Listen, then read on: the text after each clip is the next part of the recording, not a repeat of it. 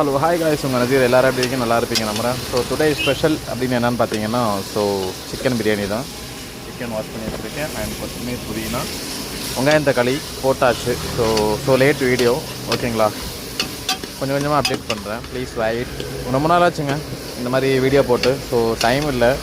So இன்றைக்கி ஒரு நாள் பசங்க எல்லாருமே கேட்டாங்க பிரியாணி வேணும் அப்படின்றதுனால. ஸோ பிரியாணி செய்யப்படும். ஓகே,